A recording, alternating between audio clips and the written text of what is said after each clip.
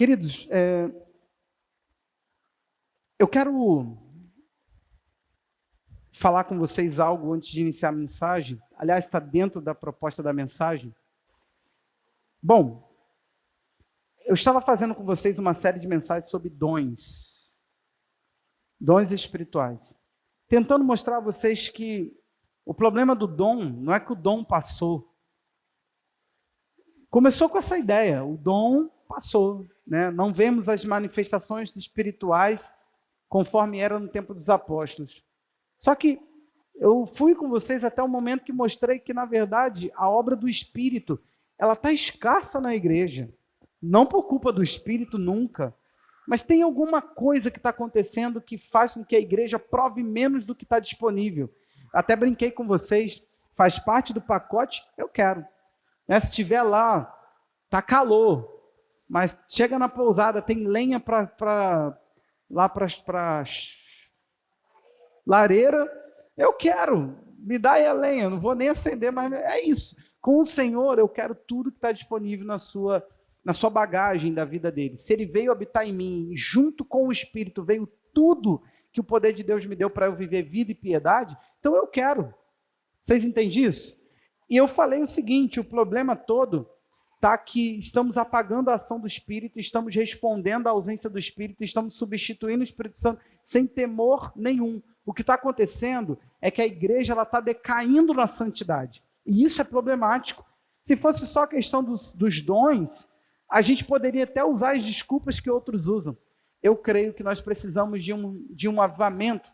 Não é naquele avivamento, aquela ideia de que num culto o Espírito Santo, assim também, mas a ideia de que nós precisamos amar o Espírito Santo, procurá-lo, afinal, ele é a plenitude de Deus habitando em nós, a plenitude do divino. Então nós precisamos ter paixão por o Espírito Santo. Isso não é coisa de pentecostal, de tradicional.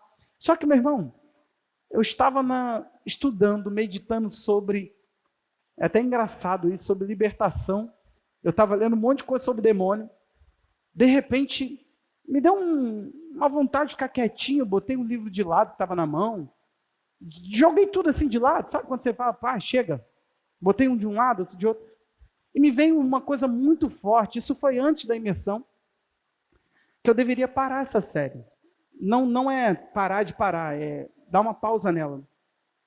Não sei. Ali eu comecei a meditar, falei assim, como assim? Não entendi, né? Pensei, logo lendo sobre demônio, aí veio um negócio desse, e me veio uma coisa muito forte que eu deveria começar a falar com vocês sobre vida financeira. Nunca ministrei isso aqui na igreja. Eu fiquei sem entender, falei, Senhor, não, pode ficar tranquilo, não estudei o livro do Crow, não peguei a apostila do Crow, falei, vou lá falar do Crow para eles. Não, eu quero mostrar para vocês o que seu pastor pensa de dinheiro.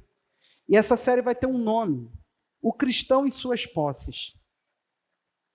Cara, vai ser uma coisa muito gostosinha. Sabe aquele churrasco com uma boa salada? É isso que vai ser aqui. Acho que não tem comida mais gostosa assim. Eu não tenho comida predileta, gente. Eu gosto de comida. Mas um churrasquinho está me ganhando. Acho que a gente comeu tanto frango ultimamente. Fala aí. É frango. A gente come coxa, que está barato, 8 e pouco. Sobrecoxa, que está barato, 9 e pouco. Peito de frango. Drumete, que está barato. Então, meu irmão, é frango. É frango de diversas... Mas é frango. Aí quando você tem vontade de comer um contrafilé, não é não? Fala aí, Anselmo. Aquela maminha. O que é isso, Jesus? Barão do churrasco? Então, o cristão e suas posses. Meu irmão, eu quero que você saiba do seguinte. Eu não vou ficar aqui endemoniando quem quer ganhar bem. Eu não vou ficar aqui endemoniando posses. Eu não vou dizer aqui que se você é um cristão verdadeiro, você vai ter que ser pobre, fazendo voto de pobreza, de que um pastor sério anda rasgado, com um carro arruinado. E nem vou ficar aqui dizendo para você que todos que somos fiéis a Deus devemos ser ricos. Eu quero defender uma coisa. Ao ser cristão, você pode ter mais dinheiro. Vago, né? O que significa isso? Eu quero preparar você para ter posses. Para você não ter um coração que quando a posse chega, ela ocupa um lugar desproporcional que ela deveria ter na sua vida. Eu quero preparar você para que, se você chegar a ganhar o que você nunca sonhou, que isso não atrapalhe em nada a sua vida espiritual. Porque dinheiro, assim como a capa do tablet, é inanimado, não tem vida. Posses, o carro, ele não tem vida. A gente coloca a chave nele e liga ele, mas ele ainda fica morto, ele não tem vida. Quem atribui, olha para mim, quem atribui valor, quem atribui propósito às coisas, é o nosso coração. É a sua relação com o celular. O celular em si não tem vida. Ele nada é. Essa igreja aqui, se ela estiver maravilhosa, se ela for o auditório mais espetacular. Eu conheci um auditório na minha vida que eu falei assim, Senhor, eu queria ser pastor de uma igreja com esse auditório.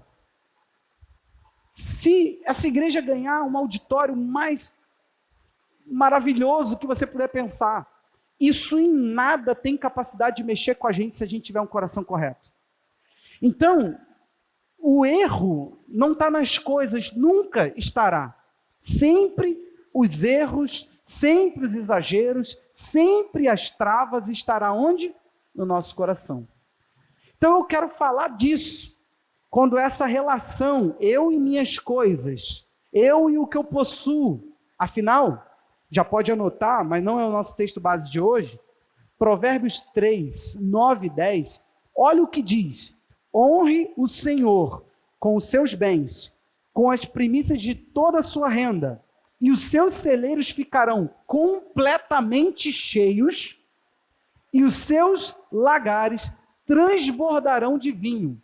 Ele fala de uma medida plena e ainda com capacidade transbordante. Isso tudo tem uma visão bíblica. Deus nunca pensa as nossas finanças cabendo apenas à nossa vida. Deus sempre quer te mostrar uma forma de você ver a vida de forma administrativa. É reino de Deus. Você precisa observar onde Deus está investindo. Isso aí são assuntos mais para frente, mas a princípio, você precisa compreender o seguinte: somos convocados pelo autor de Provérbios, o sábio, que por sinal está ensinando seu filho jovem a como ele vai lidar com a vida em várias áreas, companhia, sexualidade, os mandamentos de Deus, tem tantas e tantas áreas, esgotaria quantos conselhos tem em Provérbios, e ele está chamando o filho, que é um jovem inexperiente, a lidar com a vida da seguinte perspectiva: quando você pegar seus bens materiais, honre o Senhor.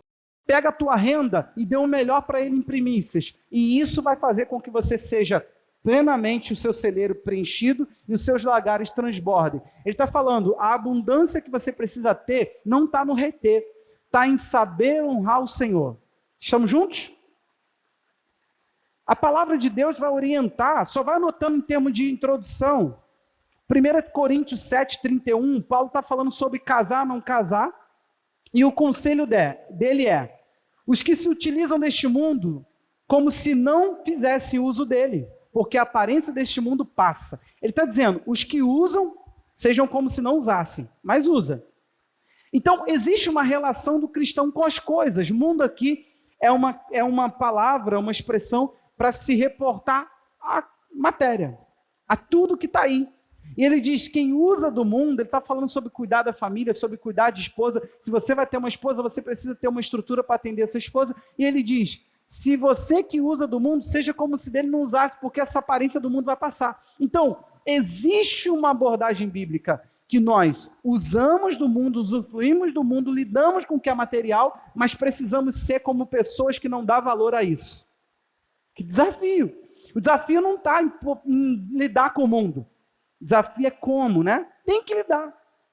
Não peço que os tire do mundo, mas os livre do mal. João 17 é a oração do Senhor Jesus. Não tem como. Você não tem como sair de ter uma conta bancária. Você não tem como deixar de ter, de alguma forma, alguma fonte de renda. Você não tem como deixar de fazer uma administração financeira, não tem como. Você usa do mundo.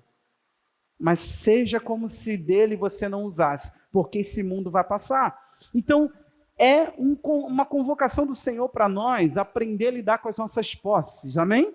Então essa série está estabelecida, que o Senhor nos dê graça para ir até o final de tudo que Ele quiser nos falar, e que no final disso Ele nos faça provar a graça da sua palavra, em nome de Jesus. Efésios 5:5 é o meu texto, e eu quero começar falando a respeito da avareza.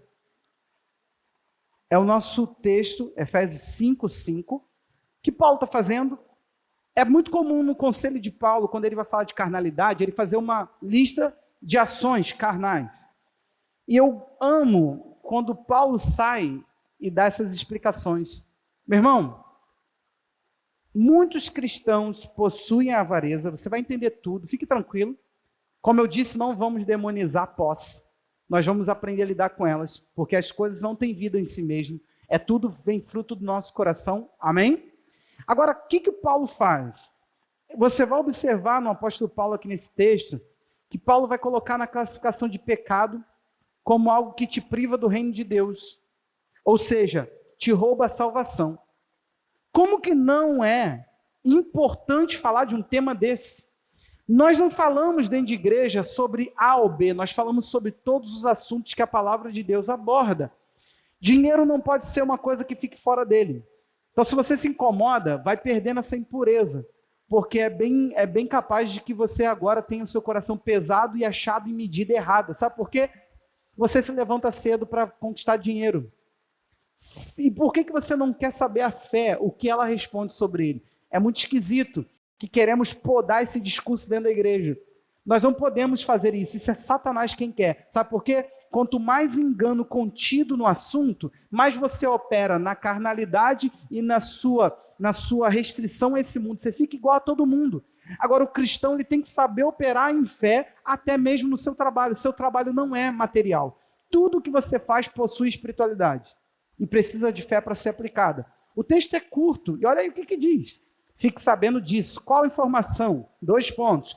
Nenhuma pessoa, nenhuma, não tem exceção, imoral, impura ou avarenta, porque a avareza é idolatria, tem herança no reino de Cristo e de Deus. Eu fico meio atordoado a ler um texto desse. A expressão aqui é que ninguém que possui esse trem vai para lá. Você pode ser um avarento frequentando a igreja, mas você não será um avarento no reino de Deus. Ficou sério o assunto. Vira assunto de salvação. Vira assunto de reino de Deus. Excede, vai além de um assunto de como que a gente lida com aqui e agora. Não é do aqui e agora, é do porvir. Está falando que o reino de Deus, que você não terá parte nele, de que você não entrará nele se você tiver um coração avarento. É sério ou não é? Nós precisamos olhar uma coisa. E no primeiro lugar, como Paulo ele definiu a avareza? Ele chamou de idolatria.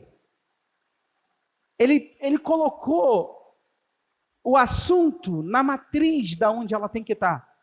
Ele falou, tem um nascedouro. A avareza em si, ela tem uma coisa mais funda. Toda avarenta é um idólatra. Preste atenção numa coisa aqui. Nos 10 mandamentos, você sabe que os 10 mandamentos, aquela ali são principais bases do que Deus pediu de Israel. Sim ou não? Vamos juntos, gente? Hein? Acorda aí. Aquela base dos 10 mandamentos de Êxodo 20, presta atenção. Os 3 primeiros mandamentos, 3, olha aqui. Não terás outro Deus além de mim, não farás para ti imagem de escultura, aí depois ele, é maior, só estou citando a base. Não ter outro Deus, não fazer escultura e não prestar culto. Todas as 3 primeiros mandamentos são de ordem de dizer não à idolatria. Todos os 3 primeiros mandamentos são de ordem a dizer não à idolatria. Não seja um idólatra. É interessante que é nesse contexto que ele fala, eu sou um Deus zeloso. Se você prestar culto a outro Deus que não seja eu, essa idolatria, esse mal, eu posso visitar a terceira ou a quarta geração, mas daqueles que me amam, eu faço misericórdia até a 1000ª geração.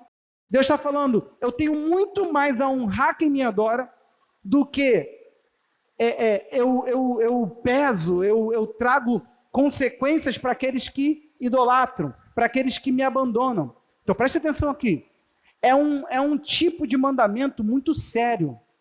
Se você for entender que o que abre os 10 mandamentos é não seja um idólatra, você vai entender o porquê que Deus inicia falando, eu sou o Senhor.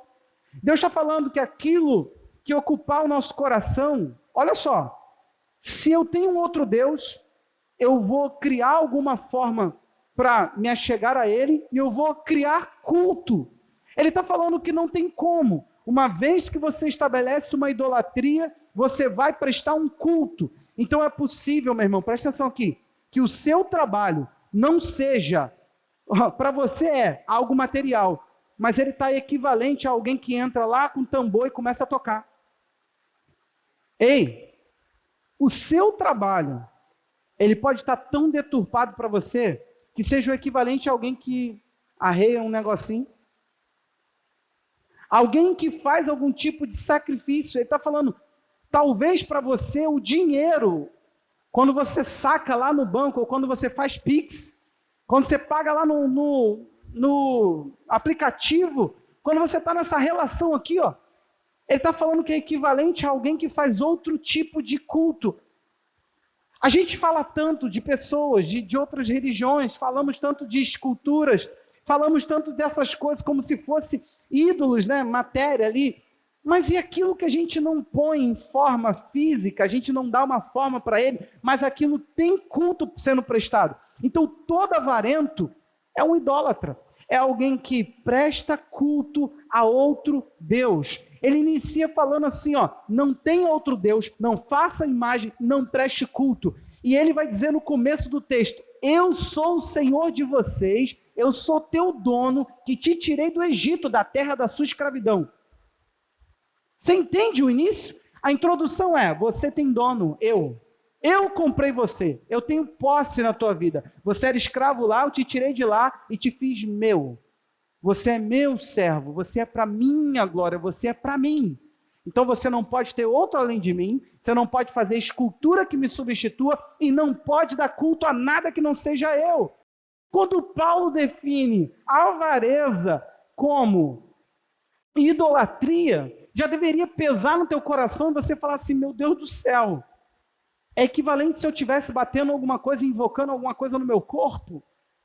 É equivalente eu estivesse fazendo qualquer outra coisa enganosa, qualquer outro culto enganoso? Já era motivo para você falar, eu que não quero meu coração preso nisso.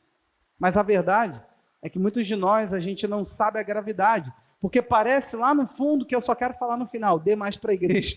O ensino não é esse, o ensino não é esse. O ensino é, mude seu coração, porque o assunto bíblico diz que se você tem esse tipo de coisa, você não tem herança no reino de Deus.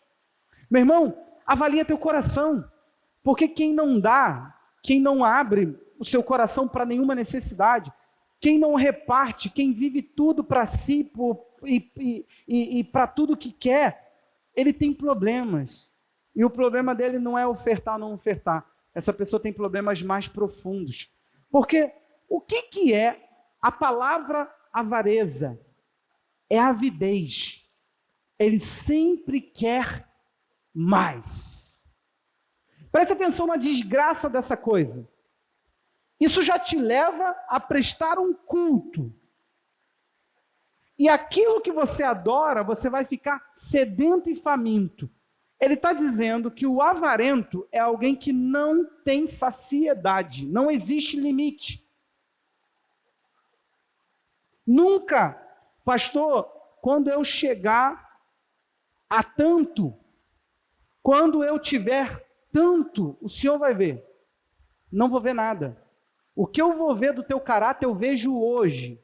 No pouco, Eu vejo hoje, na administração que você tem hoje, o que está te formando para amanhã é o que você é hoje. Pare com isso, pare de tornar futuro para amenizar o que você vem fazendo hoje de forma não sábia. Pare de ficar amenizando, tirando o peso dos seus ombros, falando, olha, é porque eu ganho pouco.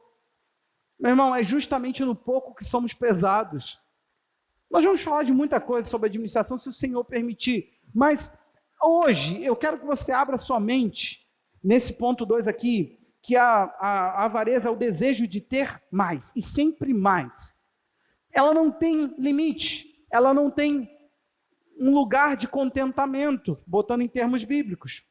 Uma pergunta, é errado ter? Eu respondo a você, errado é sempre achar que o que temos é sempre insuficiente. Vou repetir, errado é sempre, foca a palavra sempre, sempre achar que o que temos é sempre insuficiente. A gente está sempre falando assim, o que eu tenho não dá. Te falei, nunca é proporcional. A gente tem que estar sempre observando que Deus não aumenta sementes, Ele aumenta sementeira. O seu coração fechado para qualquer coisa que não seja você e suas necessidades, Ele vai sempre te colocar dentro da condição do que você pode reter, do que você pode administrar. Não vou nem usar a palavra reter, porque essa palavra é difícil usar, mas eu estou dizendo aquilo que você pode administrar. O problema, meu irmão, a gente pensa que Deus lida com 10% e o restante Ele faz a gente pensar o que quiser disso. Não. O Senhor, Ele tem as suas demandas através da nossa vida. E até a sua vida bem suprida, até os seus estudos, tudo que você faz, sua poupança, seus investimentos, tudo isso tem sentido bíblico e espiritual. Se o que governa a sua vida é a avareza, você presta serviço a tudo isso, você não é servido por nada disso. E por mais que você esteja suprido aparentemente, ou que você esteja satisfeito, talvez essa satisfação está em não ter nada além de você, incluído na sua administração financeira. E isso é muito ruim. O que acontece com a gente? Presta atenção aqui. A insuficiência, ela é justamente um elemento de milagre. A insuficiência, ela justamente abre o nosso ser para a gente observar que nem tudo pode ser material. Presta atenção. O braço dos homens que faziam o trabalho eram braços materiais. As enxadas também. As sementes também. Mas depois de fazer isso tudo, presta atenção aqui naquele texto que você teme. Trazei todos os dízimos à casa do Senhor. Aí ele diz no final, e fazei prova de mim, se eu não vos abrir a janela do céu, derramar sobre vós bênçãos. Ele fala, por amor de você, repreenderei o devorador, o gafanhoto. O que acontece ali? Ele não está falando, presta atenção aqui, ele está falando que a bênção dele garantiria que todo o esforço teria resultado.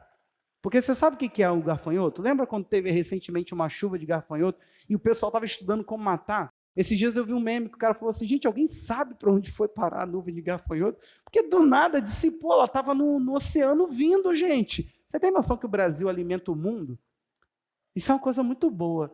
O pessoal pensaria 2 vezes antes de mandar um míssil, de explodir nossos lugares, porque nós alimentamos o mundo. Você sabe disso?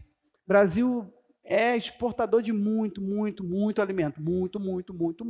Nosso agro é algo muito importante para o Brasil.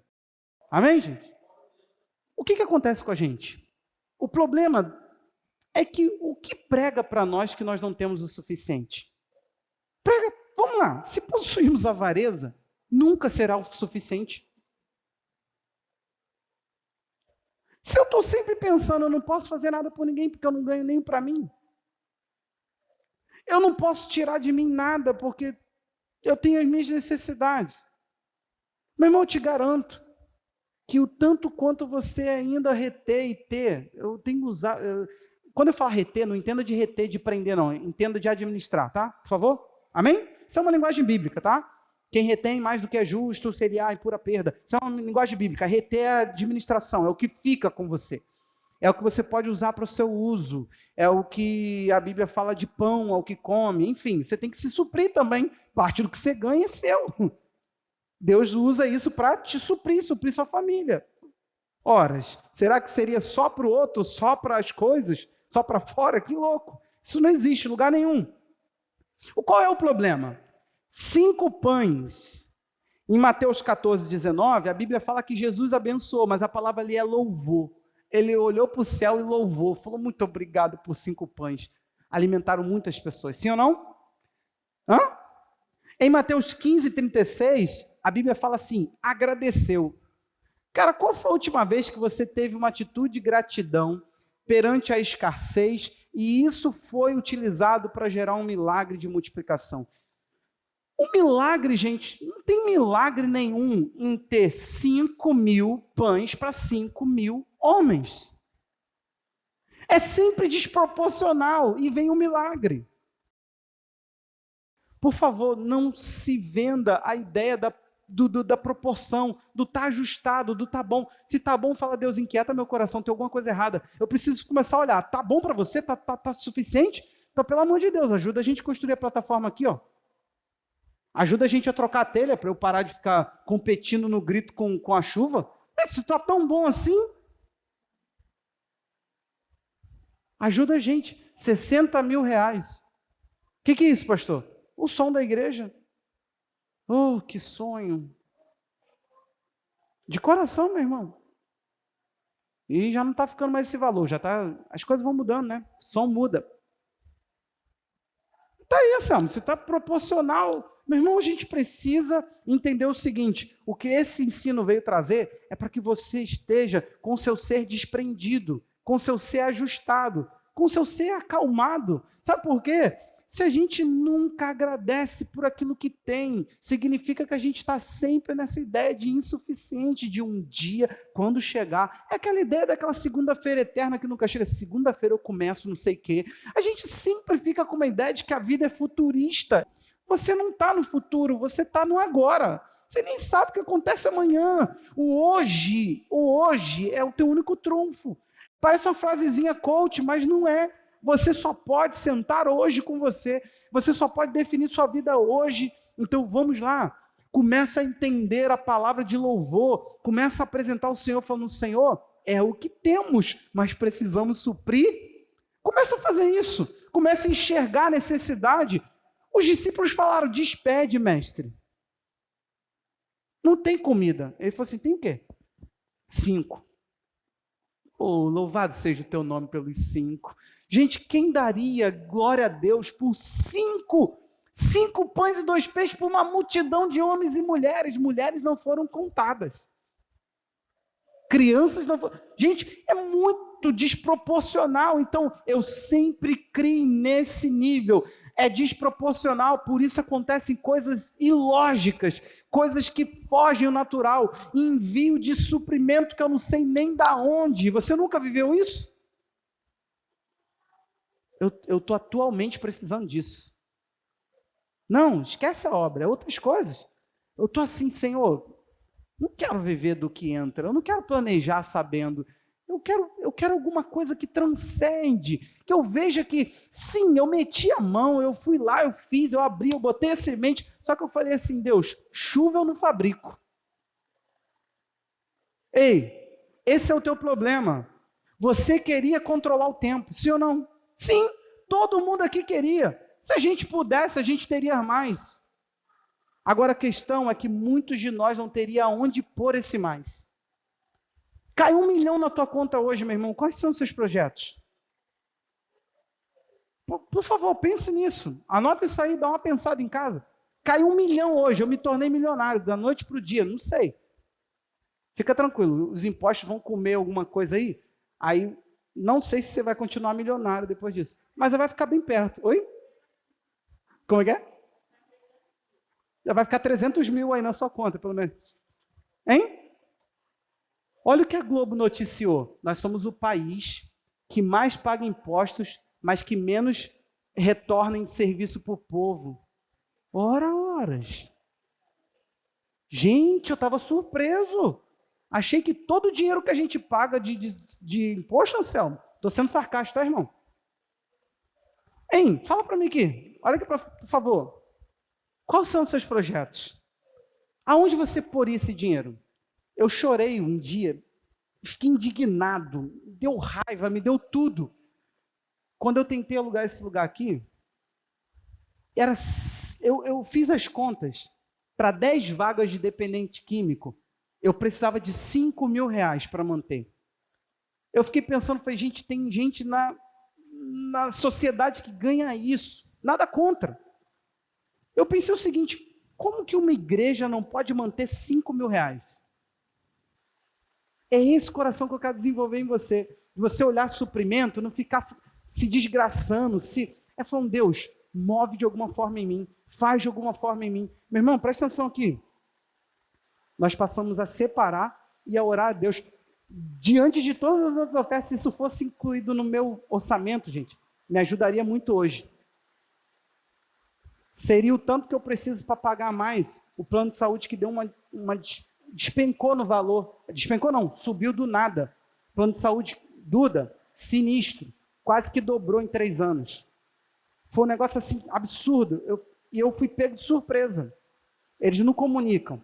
Do nada o plano de saúde aumentou.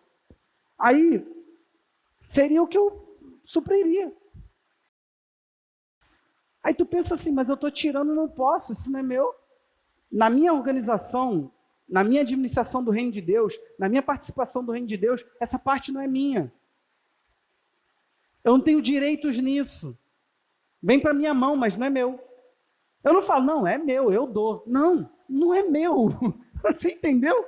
Não, pastor, é 10%. Eu aprendi que é 10%, não é 10% do bruto ou do líquido. Gente, essas coisas é mentalidade muito empobrecida, biblicamente falando. Vai por mim. É muito pouco diante do que Deus quer fazer. Sabe por quê? Quantas vezes essa oferta que eu estou citando aqui, porque eu não posso citar o exemplo do André. Eu tenho que falar dos meus. Amém? Mas não é no intuito de... Eu não vou nunca falar. Lembra, Roberta? Aquela oferta foi disso. Entendeu? Não vou fazer isso. Não é isso não. Mas quantas vezes não supriu irmãos aqui? Teve uma vez que eu dei uma oferta a um irmão, ele ficou assim, ó. Por quê? Aí eu, por quê o quê? Aí ele, por que o senhor está ofertando em mim? Eu falei, porque a gente sentiu uma direção. Aí ele, não, pastor. Aí ele ficou assim, não é normal isso. Aí eu, não é normal o quê, irmão? Ele, pastor não dá oferta. Pastor recebe. Eu falei, não é assim que eu aprendi, não. Eu sou um cristão, cara. Você acha que eu tenho isenção no meu dízimo? Tem igrejas que tem no estatuto assim, os pastores da nossa denominação terão isenção do dízimo. Meu Deus, que mensalidade ridícula do reino de Deus é essa? Que é uma mensalidade, virou isento. Quero isentar aqui os líderes. Deus não me defenderá se eu fizer isso. Presta atenção numa coisa aqui. O desejo por ter mais significa que nunca há limite. Você vai ter mais e vai querer ter mais e vai querer ter mais. Aonde para? Nunca para. O Provérbios 1:19 diz que o fim de todo ganancioso, este é o fim de todo ganancioso. E esse espírito de ganância tira a vida de quem o possui. Ele não está citando um comportamento avarento, ele está falando que é um espírito, é um estado do ser da pessoa, a pessoa é. Então, gente, não adianta, presta atenção aqui, eu entendi. Pastor, aqui tem que dar. Quem fez essa pergunta já está do lado de não quero dar. Vocês entendem? Eu não tenho nenhuma marra. Alguém que sabe seu dízimo? Tem como saber? Só a Kátia. Como assim? Por causa da tesouraria. Mas do contrário, ninguém saberia antes de termos conta bancária. Está ali. Aqui, Anselmo. Eu vim aqui todo mês. Posso botar aqui, ó. Bota as moedinhas assim para esconder. Você achou que está tudo certo. Eu fiscalizo você? Sei se você faz isso? Não sei. A questão toda é que mandar não é corrigir o interior. O que eu estou querendo não é te dar uma ordem para fazer. Eu não estou querendo dizer o seguinte, Olhe para quem tiver necessidade e seja um supridor. Eu estou dizendo o seguinte, você pode possuir algo que te destrói. Não é por nós, é por você. Eu estou te falando, você precisa se desimpedir. Porque o que vier às suas mãos pode ser muito trágico. Um detalhe bíblico é que as coisas, elas passam de servo a senhor por causa desse teu coração. Se você possui um coração avarento, elas passam de ser servos para serem senhores. O teu carro, ele não te serve, ele passa a ser servido. Quem tem uma pessoa assim? Você olha e fala assim, meu Deus do céu, não é limpeza, não é conservação. Ai, caiu num buraco, o carro dele caiu num buraco, você já fez a suspensão de algum carro? Você já trocou um amortecedor? Não? O amortecedor desse Logan é R$900 um. For trocar os dois é quanto? 1.800? Mas tem a mão de obra. Então eu vou estar bem preocupado se eu cair num buraco. Se você não ficar preocupado, paga aí, paga para mim. Aí eu vou ficar despreocupado. Quando eu cair, eu vou falar assim, tá tudo bem. Michele que vai trocar mesmo? Né, Cadu? Não é isso. Mas você vê que existe um apego, que aquilo ali não poderia ser desconectado de você. Você não tem um senhorio sobre a coisa. Aquilo ali não é para você fazer o que você tem que fazer. Aquilo ali não é um meio, aquilo ali é um fim. A Bíblia vai nos ensinar, Mateus 6,19, não acumule tesouro sobre a terra, onde a traça, ferrugem, corrói, onde os ladrões escavam e roubam. 20, mas ajunte tesouro no céu, onde as traças e a ferrugem não corroem, onde os ladrões não escavam e nem roubam. Porque onde estiver o seu tesouro, aí estará o seu coração. E em Mateus 24 diz, ninguém pode servir a dois senhores, porque ou irá odiar um e amar o outro, ou irá se dedicar a um e desprezar o outro. Vocês não podem servir a Deus e as riquezas. A ideia aqui não é que Jesus deixe para nós uma meditação. Será que você consegue servir as coisas e Deus? A resposta está implícita. Está aqui, está claro. Não, ninguém pode. Assunto encerrado. Você nunca terá o seu ser partido entre duas atenções, porque ou você vai dedicar a um e desprezar o outro. Vamos lá. A nossa igreja tem pessoas muito habilidosas no que fazem nas suas vidas. Profissionais excelentes. Só que falta um pouquinho, às vezes, quando a gente quer excelência aqui dentro. Às vezes cabe para lá coisas melhores do que para cá. Quando eu me refiro a preparo, a querer crescer, você observa a dedicação, é diferente. Quando você fala, vamos supor, como é que a gente vai fazer uma imersão sem orar o que tem que orar? Meu irmão, se você for fazer uma festa para uma empresa, você vai ter checklist, você vai ter propósito, não sei o que, vai organizar aquilo de uma forma impecável. Quando você chega para a igreja, não, vamos fazer o simples, estava pensando em algo muito básico. Essa frase eu ouço muito ultimamente. E deixa eu te explicar uma coisa. Nós temos um espírito de José, um espírito excelente. Eu detesto coisa meia boca quando podemos fazer melhor. Excelência não é gastar o que não se tem, não é fazer o que não se pode.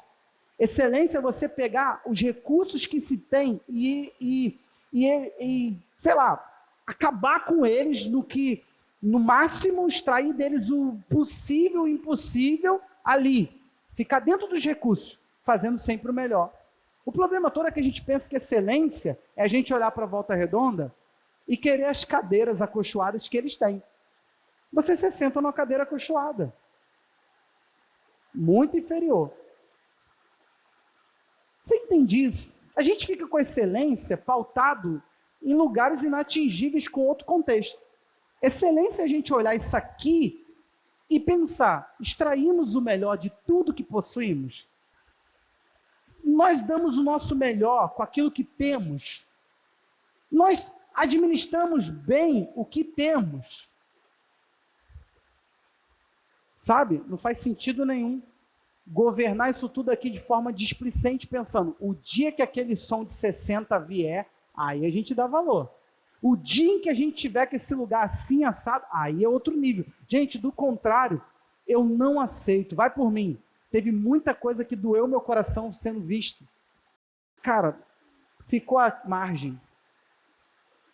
Vocês percebem, nenhum momento de palavra que é um momento qualquer. Eu estudo cada... Vocês já viram quanto texto bíblico que eu apresento para vocês? Eu estudo esses textos. Etimologia. Eu olho, está no grego, está no hebraico, eu vou lá, eu olho cada palavra. Eu olho as possibilidades dessas palavras no Novo Testamento. Se está no Novo, se está no Velho. Eu vejo os outros textos que essa palavra foi usada. Eu medito, eu oro, eu anoto. Não é texto citado. Eu vou citar agora Tiago 4:1. Não é um texto citado avulso. Não é um texto para encher palavra, para gastar mais tempo. É uma ideia de fazer o melhor. E eu não estou satisfeito. Eu não prego tudo que quero pregar. E eu ainda não sou tudo que quero ser na pregação. Está tudo bem. Não é você. Eu não estou me comparando contigo. Eu estou me comparando comigo. Eu olho para mim e falo assim, você não deu tudo ainda. Eu estava falando para algumas pessoas. Falei, eu estou indo devagar com mudanças. Eu não posso. Hoje, uma pessoa me perguntou, por que eu não faria uma coisa? Por que você não faz isso? Falei, olha, eu não tenho cabeça para me dedicar a isso hoje. É assim. Eu não tenho um lugar adequado. Eu desço na minha casa, gente, nesse calor, para ficar trancado dentro de uma sala. Eu dou de cara com irmãs, eu estou de camiseta e short. Aí eu fico assim todo, boa tarde, graça e paz, entro para a sala igual um fugitivo. O ventilador do lugar que eu estudo lá, ele para, ele liga, aí fraquinho, aí ele para. Aí eu passo o maior calor, pingo de suor, aí ele liga. E isso é o dia inteiro. Meu computador, nem posso reclamar, graças a Deus, é o suficiente para eu fazer o que eu faço hoje. Mas alguns outros projetos não dá. O que eu estou atrás? De levar à exaustão tudo que tenho. E depois começar a olhar para o meu coração e falar, muito obrigado, Senhor. Recentemente, a minha sogra deixou o ministério pastoral, né? Aí eu herdei alguns livros. Ela falou assim, Jeff, você entra lá e pega o que você quiser. Falei, forte isso. O que eu quiser? O que eu quiser. Peguei todos os livros de estudo para mim. Todos. Eu estava falando, Senhor, eu não posso ficar Eu tenho 4 comentários bíblicos. Tem uma coleção dos evangelhos, tem uma coleção que explora cultura e história da Bíblia toda, tem um comentário só da versão NVI, alguns eu ganhei, outros eu comprei, e tem uma coleção que vocês me deram, que é a minha paixão, o shampoo, um dos melhores comentários. Só que ninguém pode, olha aqui para mim agora, aprenda por favor, você não pode achar que a palavra de um comentarista é a voz do Espírito Santo falando no teu ouvido. É só um homem. Trazendo cultura, filosofia, muitas vezes, trazendo teologia e pensando um texto. É só um homem. Não fica achando que você lê a Bíblia de rodapé e você está arrasando na interpretação bíblica. Você pode estar longe dela. Então, o que um pastor, alguém que lida com a palavra, tem? Muitos comentários. Cara, eu peguei uma coleção lá, aí eu abri para estudar um texto. Falei, meu Deus do céu. Caraca, que coisa gostosa. Livro amarelo. Falei, delícia. Quando era difícil ter livro nesse país. Muito obrigado, Senhor. que os recursos estejam agora nas minhas mãos. Agora ninguém me segura. Vocês entenderam a questão? Você tem que estar sempre olhando para você, sua vida, e falando, as coisas me servem. As coisas nos servem. Eu não sou possuído por nada, eu não tenho outro Senhor, não dá para servir a dois. Preste atenção, o espírito da avareza vai aprisionar a tua vida, retendo, te matando espiritualmente, levando você à falência da missão que Deus queria que você tivesse. Se liberta, não permita que nada prenda você. Você não pode, não dá. Ele já disse que não dá para conjugar essa ideia de servir a dois. Não dá para você amar dois. Você tem noção que você pode estar não se dedicando a Deus e você acha que, não, está me faltando tempo. Não, a palavra está dizendo aqui que ou é amor e ódio, ou é aborrecer. Deixa eu ler como é que está nesse texto. Desprezo ou dedicação. Então, uma vez que eu não me dedicar a Deus, eu vou desprezá-lo. Não tem meio termo. Jesus não deixou um meio termo nisso. Ele falou, a falta de dedicação a Deus como Senhor de tudo e como único Senhor, vai fazer com que o seu coração o despreze. E eu provei esse princípio na prática. André. Tu vai servir alguma coisa sua. O texto vai seguir, tá? E você sabe onde que vai seguir? Não andeis ansiosos por coisa alguma. Ele vai ensinar a gente a lidar com as nossas necessidades. Leia depois Mateus 6 todo. Ele vai seguir dizendo, eu sei, você vai ficar ansioso, calma. Você tem coisas que tem que ser supridas. Calma, Deus está no controle de tudo, está vendo tudo. Ele diz, busca o reino em primeiro lugar. Ele está falando, se ocupa, a sua ocupação tem que ser uma. Aí Deus pode se tornar o seu supridor. Até que você procure suas necessidades em primeiro lugar, Deus tem que se ver longe de você. Gente, você não tem propósito em si mesmo. Você não tem missão em si mesmo. Tudo isso você tem no Senhor. Aí você se desprende dele e fala assim, manda dinheiro.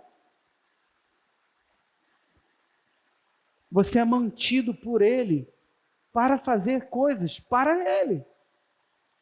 Agora, se o nosso coração se perde dele, gente, é tão fácil isso, né? Detalhe, eu amo a ideia de que tudo perece. Ele está falando, você serve o que passa.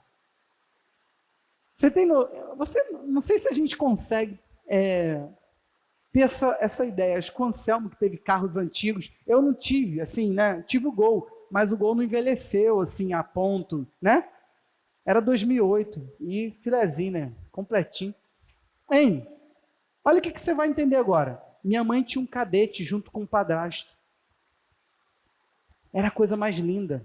2.0, completo. Bicho voava. Lindo. Hoje tu vê um Cadete passando? Você tem noção que o carro de vocês vai ser isso? A gente não consegue ter essa ideia. Alguém vai lá e fala assim, aí já foi mó carrão. Tu vê um ômega hoje na rua, tu fala assim, já foi carrão. Pode estar lindo. Eu acho lindo exposição de carros antigos. Gente, eu viajo nessas paradas. Eu já quis, a gente estava com uma ideia, né? O Gol. Olha só, irmãos, a gente não ia vender ele. A gente ia fazer o Gol virar uma supernave. Era o nosso projeto, a gente falou assim, vamos customizar. Ó o termo. Cara, vamos botar ele... Que ele estava apaixonado por aquele carro quando ele foi roubado. Por incrível que pareça, era a lua de mel. Ali aconteceu o clima. Quando foi o Isaac, teu filho, a quem tu ama, deixa eu andar aqui.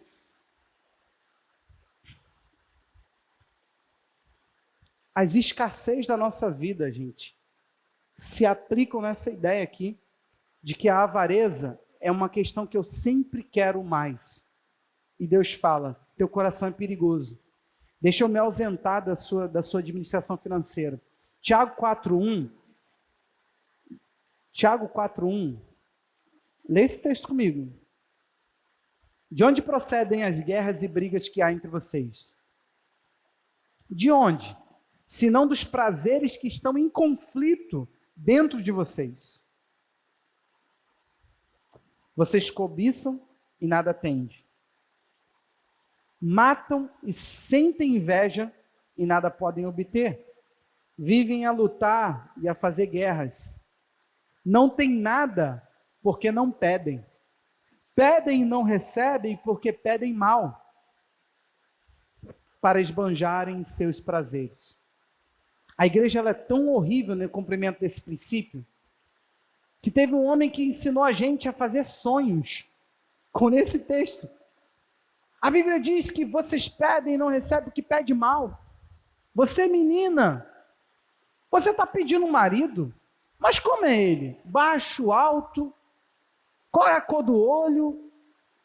Qual é a cor disso? Qual o tamanho do pé? Aí sabe o que aconteceu? Uma menina voltou no dia seguinte literalmente com Brad Pitt colado, porque tinha que levar uma imagem do futuro que você almeja. Tinha um rapaz que... Rafael, não me olha agora.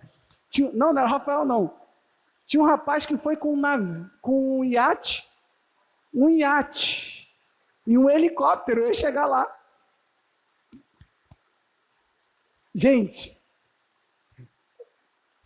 por Deus, eu vou revelar uma coisa aqui.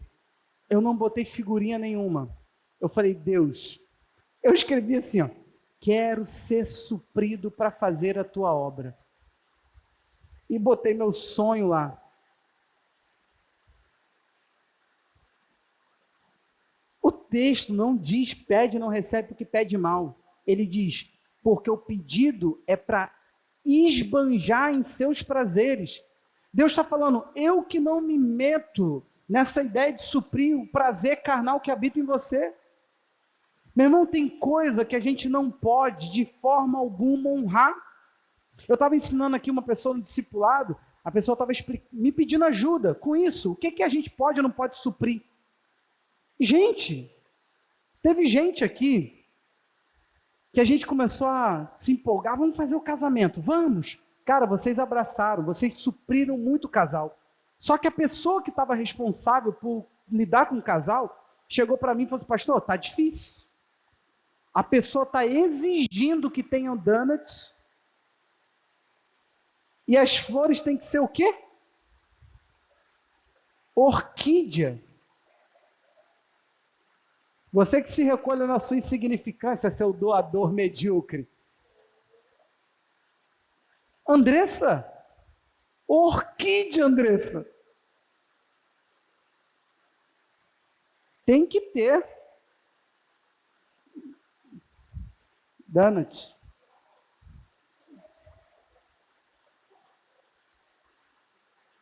Gente, antigamente falava que cavalo dado não se olha os dentes.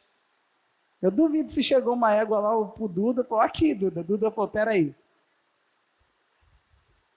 Duda criava cavalo. Era muito maneiro nessa época que tinha cavalo aqui na igreja. O púlpito da nossa igreja veio numa carroça, irmão. Cavalo maluco. Disparou a Danice, ele só parava aqui na igreja. É sério, eu passei pelo Abraão assim, ó, quicando o púlpito voando, o Abraão, pastor, aí eu esqueci que eu estava com a rédea, eu puxei a rédea assim, né, porque o cavalo não parava, ele não obedecia, ele vinha sozinho, aí eu vim, o Abraão falou assim, pastor, eu fiz assim, ó, aí eu quase que caí, já segurei de novo, falei, caraca, cara, gente, o cavalo muito louco, era um cavalo maluco, esse cavalo quase pegou carro no centro de Miguel Couto, para o negócio. Agora, o Zezo tinha uma égua, eu tirei muita onda com isso.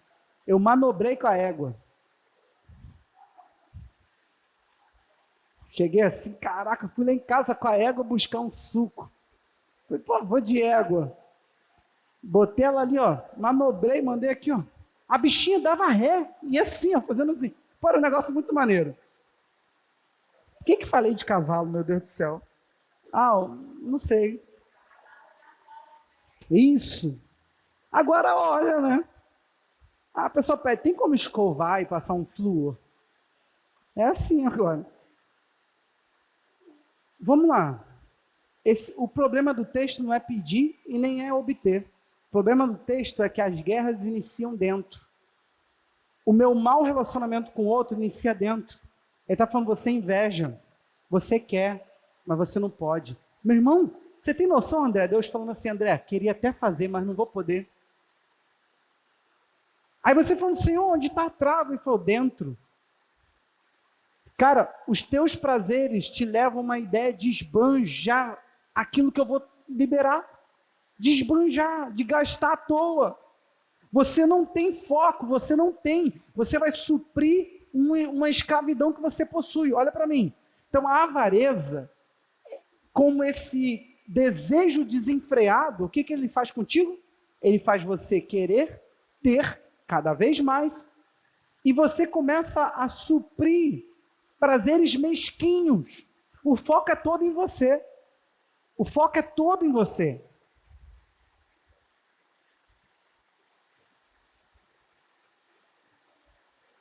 Em terceiro lugar, o perigo não é termos posse. Eu quero te fazer uma pergunta. Não dá mais tempo. Então vai para casa sem a pergunta. Quero te fazer uma pergunta para a gente terminar. Por que você gera aquilo que você tem? O que motiva você? Lá no fundo dessa questão, você encontra o quão despropositado você é. Tem que ter alguma coisa que rege seu coração. 2. Dentro disso, qual é os propósitos dos seus ganhos? O que você estabelece assim? Quero mais dinheiro por... O que você enxerga quando você fala? É possível, gente, não força a barra não. Que a lista seja só assim, ó. Eu, minha família, eu. A gente tem que começar a olhar coisas e falar assim, Deus, faz, Senhor. Pai, a gente tem que olhar, olha só, isso aqui tá fraca a chuva. Vai por mim, tá forte não. É o barulho da telha. A chuva em si não está forte. A imersão, Deus faz da sua forma, e é toda a honra e glória dele. Mas querendo ou não, o barulho não permitia pregar. Você tem noção que a gente começou essa obra aqui, muitos não sabem, porque a gente corria um risco de sermos chotados de lá. Não foi porque a gente queria aumentar. A princípio, não. Fiz uma reunião e expliquei. Medo de não chegar um dia para a igreja e falar assim, nós não temos onde reunir. Então, erramos. E, meu irmão, eu queria ver você no meu lugar, ouvindo o que eu ouvi, sabendo do que eu sei. Não é fácil. Fácil chegar hoje e falar, poxa, ficamos pequenos. Ficou pequeno. Me arrependo profundamente do dia em que vim medir esse lugar, projetar. Faltou projeto, pastor. Quem te disse? Não faltou projeto. Medo de começar e não ter como terminar.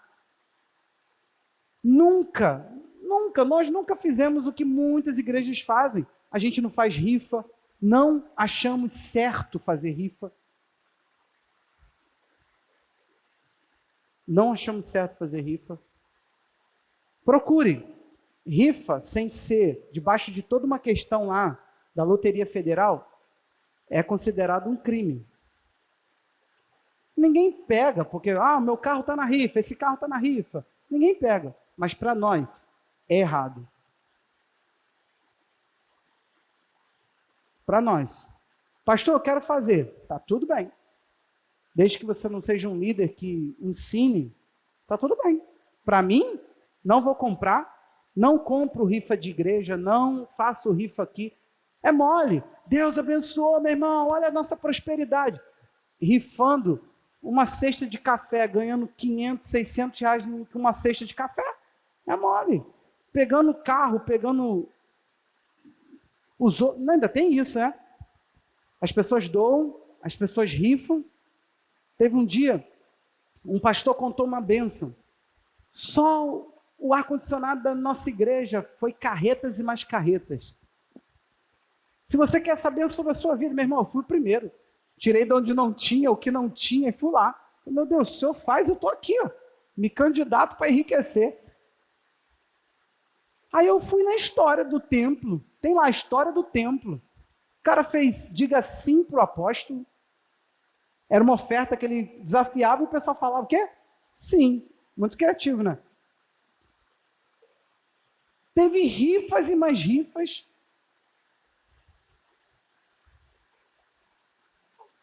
Então, por favor, para de se comparar, irmão. Não, porque aí, eu estou me comparando com não sei quem, pô, a igreja ali, não sei o quê. Rifa. Quer fazer?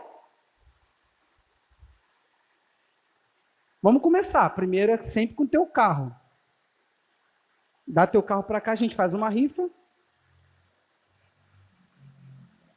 Ali, Mayra. Vocês estão sempre botando o cavalo ali, né? Falei que eu estou querendo uma doação de cavalo, igual antigamente. Só que agora uns cavalos, mais cavalos. Tu chega aquele carro ali, Anselmo, enquanto ele não tiver, sei lá, a gente não tiver lucrado com uns 200 mil, a gente não para. Que isso, pastor? Mostra o carro e fala, ó, tá R$100. Ah, meu irmão, tu vai ver como é que as pessoas arrumam de onde não tem para pagar a rifa. É assim. Você quer isso, Anselmo? Eu não quero. De coração, eu não quero. Agora, eu também não quero ficar retido na minha missão. Eu quero honrar o meu Deus sempre, mas eu quero ter um coração desprendido. Para mim, a origem do que eu produzo é poder fabricar algo que Deus possa colher e dar. Fala, Deus, usa a minha força, usa tudo que eu sou para produzir mais. E por último, pega isso tudo que o Senhor está produzindo e me ensina a distribuir. A ideia não é socialismo, não. Não é igualdade. A ideia é que não haja necessidade que a gente não possa suprir. É olhar uma necessidade e falar assim, meu Deus pode usar a minha vida para suprir. Você entendeu, irmão? Você tem que ter esse coração. Falar, eu quero ter o suficiente e mais do que isso, para que aquilo que transborde não fique em mim. Preste atenção. Termino com a viúva.